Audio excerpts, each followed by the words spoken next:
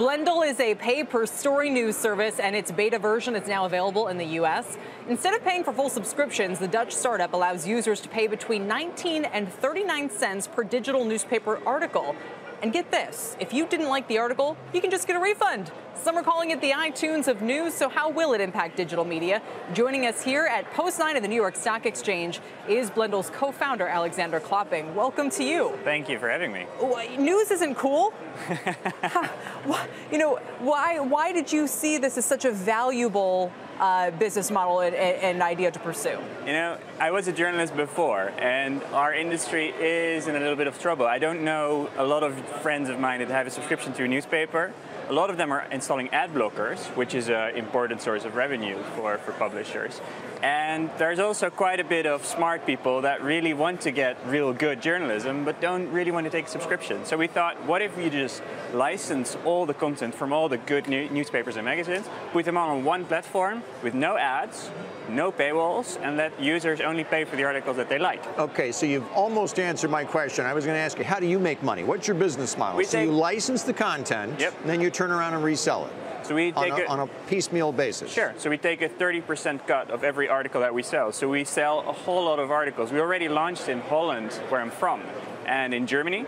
And we sell millions of articles every month. Who's buying? I mean, it's actually quite funny. It's actually a lot of young people. Half of our users are under 35. And you know, they have this problem that they go on Facebook, they go on Twitter, there's so much information available. But where do you really go if you want the best stories of every day? The stories that explain you the how instead of the what happened. And that's what we try to surface out of all these sources. It also seems like you guys could be an Amazon-like product in the sense that you're one way to interface with content from everybody from Barron's here, New York Review of Books, the Wall Street Journal, New York Times, The Economist, Financial Times, a lot of places that have gated their content already. So instead of having to log into each one, you can now just go through one portal. So does that happen as soon as I download your app, put my information in there, I can begin to pay for content from all these different places, and is all of the content available? Exactly.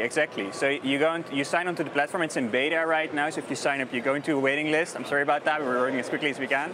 And then we have editors that select what they deem the best stories. And the more you read, the better we get to know you, the better we can do in recommending the right stories for you. Okay, so I'm not setting up preferences per se. You're just figuring out what I'm choosing and going. Exactly. If you read a lot from the Wall Street Journal, right, we figure that out and we show you more from the journal because you apparently like that. And what about when, you mentioned that this is in beta, you have to be invited. What kind of hurdles do you face before you can just open it up to everybody? I don't think, we really want to figure out what kind of users in the United States are going to be most interested in this kind of service. I expect it to be young people. I expect it to be people who, like reading the New York Times, the Wall Street Journal, the Economist, the Financial Times.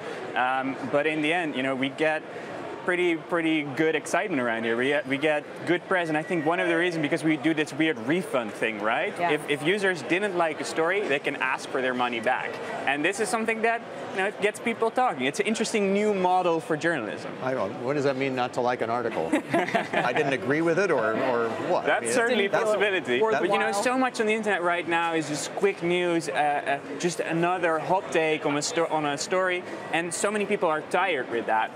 If you pay with real money for an article, if only just a couple of cents, if you can ask for your money back, that's a great incentive for journalists to do better work, and it's a great reason for a user to get better articles. Do the Times and the Post and everybody, the Barron's, do they view you as a customer or as competition? No. I really want to do this together with the publisher. Like, I'm a journalist. I want journalism to do really, really well, especially the original deep background journalism. But are you taking food out of their mouths? No, so we're helping them out, getting new users. They're getting cents on the dollar. Sure. But they would have gotten the whole dollar without you. The problem is young people are not subscribing in a big amount to newspapers and magazines. So you're not cannibalizing their existing readers base, you're finding new readers. Exactly. That's what we're trying to do. And people, when they first sign up, they can buy a couple of articles, and then when they become a fan, we tell them, why don't you now take a subscription to the journal? Because it's going to be way better for you, because it's going to be cheaper. That makes the journal happy, makes the users happy, and makes me happy. Well, we know